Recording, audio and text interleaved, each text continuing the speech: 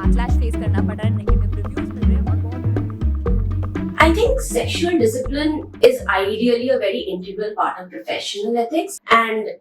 that sexual discipline doesn't only involve having strict boundaries at work and knowing to maintain a very professional code of ethics, but sexual discipline also involves the adult capability of knowing to not sexualize a human body out of context, out of relational context.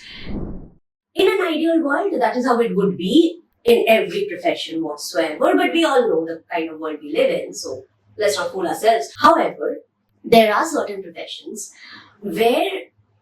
the professional standards, how good we are at the job, the justice we are able to do to the work that we have chosen to dedicate our life to,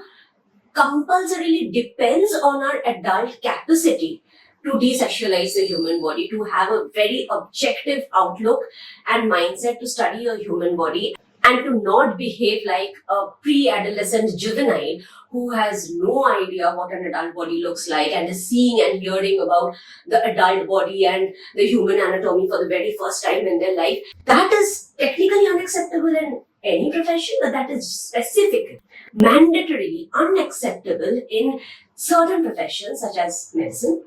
healthcare, diagnostics, pharma, even law, criminology, psychology, anthropology, I would even say human rights, certain social sector jobs, a lot of social sector jobs actually.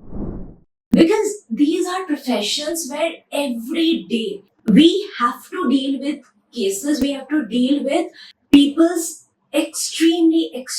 personal experiences and private experiences in life that they wish they never had to share with anyone ever, but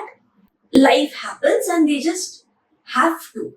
And these are the professions, we are the professionals that they would trust us with.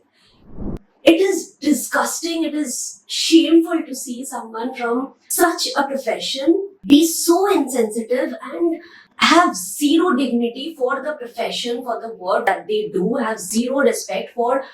the people whose life depends on the work that